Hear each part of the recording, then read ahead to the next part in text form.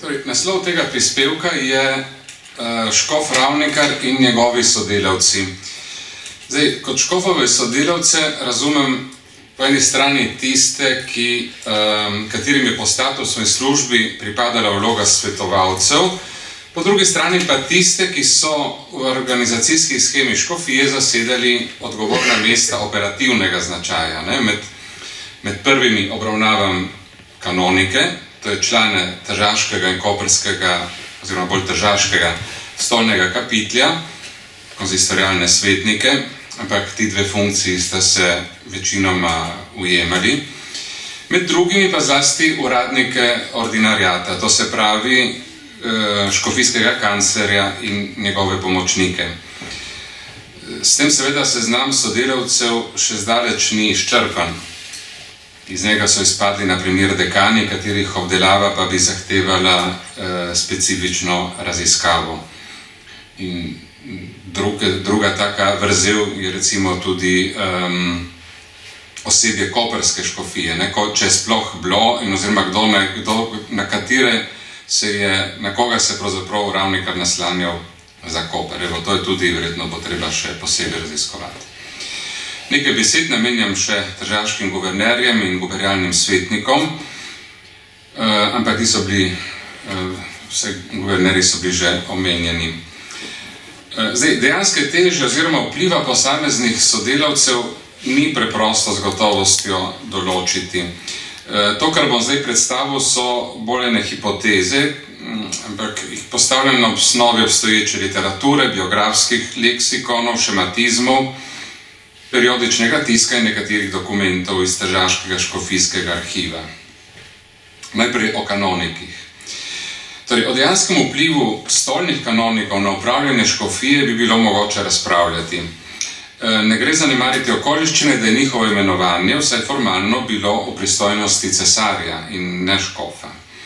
Nedvomno pa smemo nekatere od njih uvrstiti med Ravnikarjeve sodelavce in tu je na prvem mestu seveda Jožef Benedikt Bravnicer de Braunthal. To je bil kapitularni vikar v času med Leonardisovo smrtjo in Ravnikarjevim prevzemom škofije. In seveda on je že zaradi predaje poslov, vsaj prva leta je gotovo sodeloval s novim škofom. Kot stolni prošt pa mu je stal ob strani tudi kasneje, ne nazadnje zato, ker je na področju kulture gojil podobne zanimanja kot Ravnikar. Doma je bil iz Kanala ob Soči, plemiškega rodu, visoko izobražen, študiral je na rimskem Germaniku in doktoriral na univerzi v Paviji, tedaj eni najprestižnejših teoloških fakultet habsburških dežel.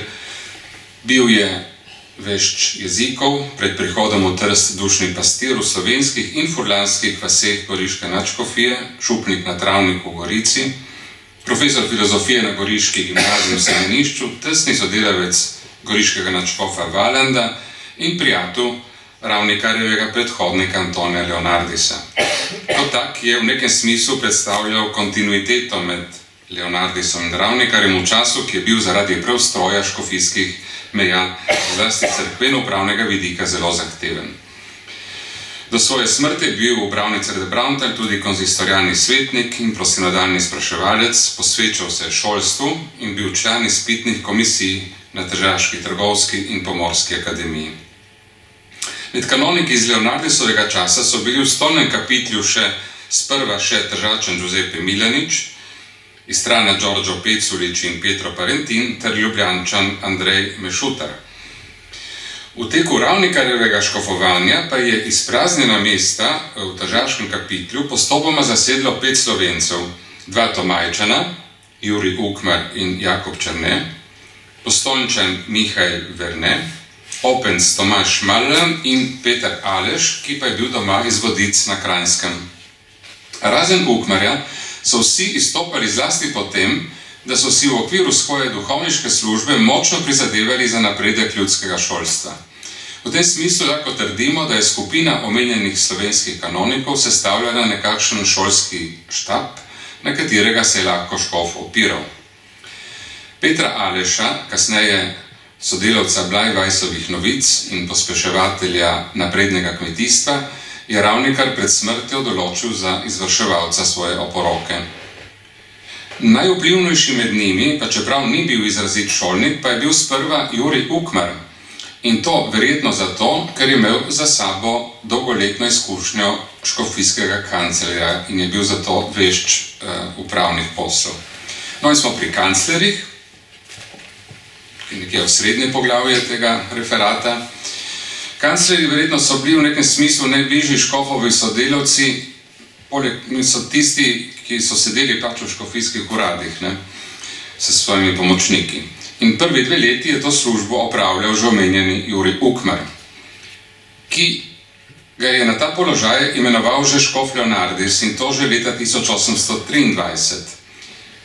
Ukmar je izhajal iz kmečke družine iz Koprive pri Tomaju, bogoslovje je študiral v Gracu, po posvečenju je skoraj 2 desetletji delal v dušnem pastirstvu v Brkinih in leta 1933 je postal kanonik, a je potem kanclersko službo opravljal še 1 leto. Škofijski arhiv v Trstu hrani številne njegove koncepte v nemščini, latinščini in italijanščini. O svojem delu je sam napisal, citiram: "Služil sem kot zvesti in ponižni služabnik tega ordinariata. Vedno sem bil zaseden z opravili in večkrat naravnost zasut z delom. Ne le, da nisem zamudil niti enega delovnega dne, ampak sem ob delu večkrat prebedel tudi noči. Do te mere me je prevzela delovna vnema." Konec citata. Ukmar je bil pomemben tudi zato, ker se v njegovem času oblikovala sestava škofijske pisarne, ki je potem obstala tako rekoč do konca Ravnikarjevega škofovanja. V njej so uradovali kanclist Giuseppe Dandri, ki je, kot bomo videli, postal njena ključna oseba, ter 4 laiki, pisar Anton Besednjak, diurnist, torej plačan na ure nekako, Giovanni Mayer, kurir Franz Fleischer, to so definicije iz šematizma, ter sluga Giovanni Pisik. Da je Ukmar užival škofovo zaupanje, dokazuje tudi okoliščina, da ga je junija 1835, ko je vodil uradno delegacijo na obisku pri cesarju Ferdinandu I. na Dunaju, škof pooblastil za podpisovanje škofijskih uradnih aktov. Ukmarja sta na kanclerskem mestu nasledila najprej Jernej Legat, kasnejši Ravnikarjev naslednik, nato za kratek čas iz strani iz Pazina Francesco Koverlica, vendar je po številu podpisanih konceptov sodeč že v času njunega kanclerstva glavna oseba škofijske pisarne bil že omenjeni Giuseppe Dandri. No, Dandri je bil naposled leta 1838 tudi sam imenovan za kanclerja, kar je ostal do leta 1850. Z njim je kanclersko mesto za daljši čas zasedel človek mlajše generacije, ki pa je imel za sabo že več let dela v škofijski pisarni kot kanclist, in sicer najprej na koprskem ordinariatu, potem pa na tržaškem. Rojen je bil v Kopru leta 1808 po jezikovni pripadnosti Italijan. Bogoslovje je študiral v Gorici, posvečen v Mašnika leta 1931, opravil izpit za dušnega pastirja, a že 10. oktobra istega leta nastopil službo v škofijski pisarni v Trstu kot sodelavec kanclerja Jurija Ukmarja. Začetek njegovega uradovanja na škofiji ni bil obetaven, saj je že po slabih 2 tednih pisal na guberni sprošnjo za kako drugo, primernejšo službo, kar pa je ordinariat več kot 3 mesece kasneje zavrnil z utemeljitvijo, da je, citiram, omenjeni škofijski duhovnik Dandri vešč le italijanskega jezika in da se zato ne more potegovati za nobeno od mest, s katerimi trenutno razpolaga škofijski ordinariat. Konec citata. No, Dandri se je kasneje v svoje delo vživel, uspešno sodeloval z Jurijem Ukmarjem in kasneje legatom in Koverlico, na koncu pa tudi sam postal kancler. Koncepti, ki nosijo njegovo signaturo, zadevajo sicer skoraj izključno upravne zadeve, so pa vsebinsko različni. Naj navedem nekaj primerov: posredovanje raznih vladnih imenovanj, izplačevanje honorarja za italijanskega postnega pridnigarja v Starem mestu, to je bilo vsako leto, odgovor župniku v Brseču pri moščenički Dragi, Đorđu Turčiču, in to je zanimivo, da je za izdajo dovoljenja za organiziranje procesije proti suši pristojna gubernijska oblast, ne, in ne škofija, in tukaj smo pri tem, bi rekel, državnem cerkvenstvu, ne. Urejanje honorarja pomočnikom v škofijski pisarni, prošnja župniku v Kastavu, naj izvod evangelijarja v tako imenovanem slavetu začasno posodi gubernijske oblasti in tako dalje. Pisal v nemščini, latinščini in italijanščini. Da je Giuseppe D'Andri vestno in strokovno opravljal svoje delo in da je s tem škof v Ravnikarju tudi prirasel k srcu, ter postal verjetno njegov najožji sodelavec, kaže tudi okoliščina, da ga je škof izdatno spomnil v oporoki. Kapitularni vikar Vernega je kmalu po Ravnikarjevi smrti potrdil v vseh njegovih funkcijah. Leta 1850 je bil imenovan za kanonika, zaupanje pa je užival tudi med slovenskimi duhovniki. Že omenjeni Jakob Černe ga je na primer izbral za izvrševalca štipendij iz ustanove, ki jo je določil v svoji poroki. D'Andrija so odlikovala različna kulturna zanimanja, bil je strokovnjak za kanonsko pravo, v odloku, s katerim je bil potrjen za prosinodalnega spraševalca, je Verne zapisal, citiram, naj tudi v bodoče, z ozirom na svoje znanje v tako pomembnih zadevah kanonskega prava, pri ocenjevanju izdelkov kandidatov še naprej upošteva po eni strani poznavanje predmeta samega, z ozirom na potrebe dušnega pastirstva, po drugi strani pa naj ima pred očmi resnično vrednost kandidatov, tako kot je to delal doslej, konec citata. Med drugim se je D'Andri zanimal tudi za judovski jezik in kulturo. Iz Ravnikarjeve oporoke sklepamo, da je znal francosko. Kot kanonik je sedil v razvoju šolstva in je bil kot škofijski delegat član raznih komisij na osnovnih šolah in na gimnazijah, vodil duhovne obnove za dijaštvo na italijanski gimnaziji v Trstu in tako dalje.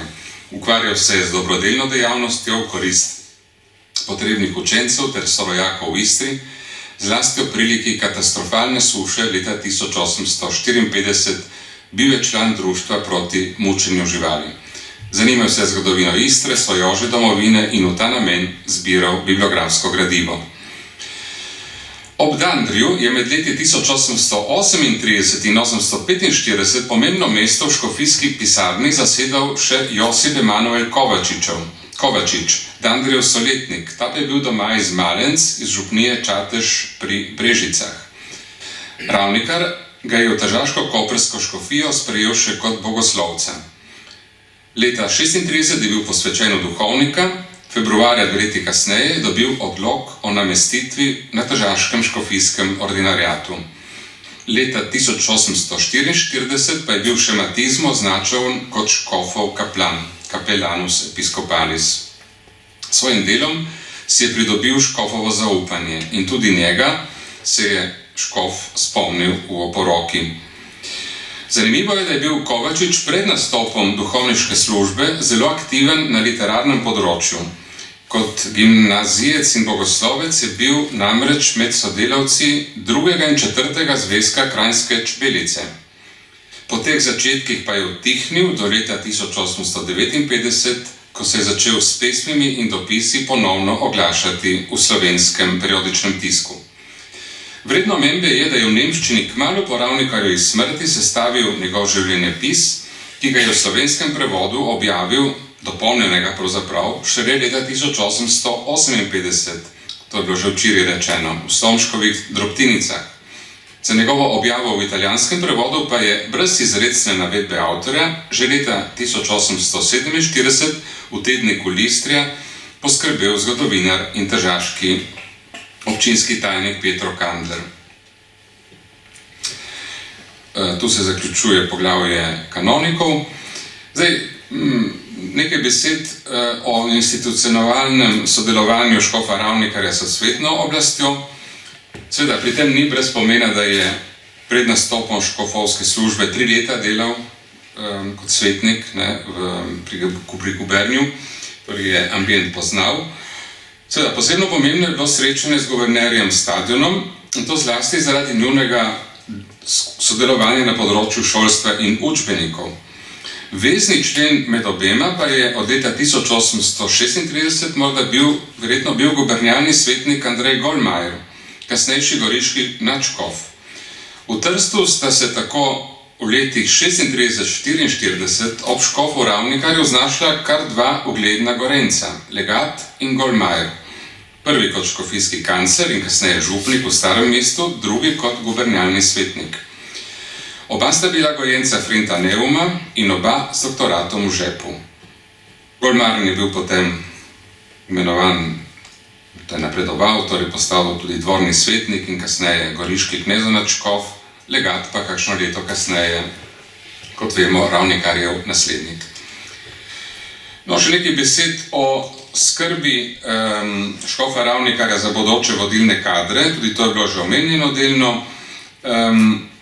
Je morda zanimivo pogledati, koga je izbral za študijsko in duhovno izpopolnjevanje v prestižnem Frinta Neumu ali Avguštineju, to se pravi v Dunajskem duhovniškem zavodu, ki je bil ustanovljen prav s tem namenom, da bi pripomogel k oblikovanju visoko izobražene, duhovno profilirane in cesarstvu lojalne višje duhovščine, ki naj bi bila kos izzivom revolucije in sekularizacije. No, Ravnikar je v Avguštinej poslal dva obetavna duhovnika, in sicer Jozefa Schneiderja in Juraja Dobrilo. Pravzaprav je imel še tretjega duhovnika z Avguštinejem za sabo v škofiji, Luko Rumplerja, ki pa ga je pridobil, ko je ta že končal študij, je bil pa iz zagrebške nadškofije. Torej, Schneider, ki je bil Tržačan, se je kasneje posvetil zlasti poučevanju in pisanju. Medtem ko je Juraj Dobrila postal leta 1857 najprej škof Poreško-Pulske, leto kasneje pa tržaško-koprske škofije. In je postal ena najvidnejših osebnosti pravzaprav v zgodovini te škofije. To, da ga je Ravnikar poslal na študijsko izpopolnjevanje v Avguštinej, ni bilo brez pomena za Dobrilo. Se je prav tam Dobrila navezal stike s slovitim škofom iz Đakova, Josipom Jurajem Štrosmajerjem, pri katerem se je navdihoval za svoje delo na pastoralnem in kulturnem področju. V spominu istrskih Hrvatov je Dobrila stal zapisan kot začetnik njihovega narodnega in kulturnega preporoda, v spominu italijanskega liberalno-nacionalnega meščanstva pa kot zagrizen slovanski nacionalist. In še sklep, svoje sodelavce je torej škof izbiral med izobraženimi duhovniki, pretežno, a ne izključno med Slovenci iz podeželja, pa čeprav je bil njegov najbližji in po vsej priliki najdražji sodelavec Italijan iz Kopra Dandri. Med njimi ni bilo Tržačanov, vsaj, kar je bilo meni dano dognati. Tržačan je bil edino le eden od dveh mladih duhovnikov, ki jo je Ravnikar izbral za študij v Avguštineju. Prevlada slovenskega elementa med Ravnikarjevimi sodelavci ne čudi, saj je bila velika večina škofijske duhovščine slovenske ali hrvaške narodnosti. Med tržaškimi Italijani so bili duhovni poklici redki. Več italijanskih duhovnikov je bilo v Istri, kjer so zasedali tako rekoč, vsaj v obalni Istri, kjer so zasedali tako rekoč vsa pomembnejša mesta v obmorskih župnijah, zlasti v Kopru. Razen treh so se vsi Ravnikarjevi tesnejši sodelavci vsekakor rodili na ozemlju tržaško-koprske škofije.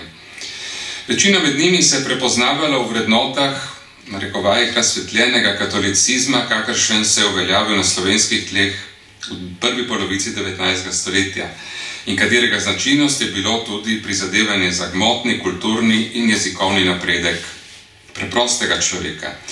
Po eni strani je res, da niso postavljali pod vprašaj koncepta državne cerkve, kakršen se je uveljavil v Avstriji pod vplivom politike razsvetljenih vladarjev, in so torej kot duhovniki bili ne le oznanjevalci evangelija, ampak tudi zvesti cesarjevi uradniki. Po drugi strani pa so se vedno bolj zavedali, da je blago države tesno povezan s kulturnim in duhovnim dvigom ljudskih množic, zlasti kmečkega prebivalstva. Nekateri duhovniki so bili člani kmetijske družbe, drugi so pisali strokovne razprave iz kmetijstva, spet drugi so si zasluge nabirali na področju zdravstva. Duhovniki, Ravnikarjevi sodelavci, so se dalje odlikovali po svoji ljubezni do knjižnega jezika. Ta ljubezen pride bolj do izraza pri Slovencih in Hrvatih kot pri Italijanih. Slovenski duhovniki so radi pesnikovali, sodelovali z Blajvesom in Novicami ali Jaranovo zgodnjo Danico ter pisali in širili razne publikacije. Zavzetost za jezik in kulturo je tudi razumljiva, saj slovenski in hrvaški jezik v tistih časih ni bil enakopraven nemščini, a tudi ne italijanščini. Poznavanje kranjskega in ilirskega jezika je predstavljalo sicer pomemben pogoj ali vsaj prednostni naslov pri dodeljevanju večine beneficijev. Toda uradno dopisovanje je v tistem času tudi med slovenskimi župnijami potekalo skoraj izključno v nemščini ali latinščini. Nasprotno pa so se italijanski duhovniki, na primer omenjeni Peculič ali tudi Sandandri, čeprav so tudi oni večinoma uradovali v nemščini, pri sestavljanju lastnih vlog ali v dopisovanju z italijanskimi, zlasti istrskimi župnijami, marsikdaj posluževali svojega maternega jezika. Malo da ne vsi tu obravnavani duhovniki, tako slovenski in hrvaški kot italijanski, pa so bili s škofom Vred aktivni na področju ljudskega šolstva in šolskih učbenikov. Poučevanju in izobraževanju je navsezadnje namenjen tudi velik del arhivske dokumentacije, ki jo hrani tržaški škofijski arhiv. To je bilo res področje, ki je vse združevalo in v katerega so vlagali dobršen del svojega truda.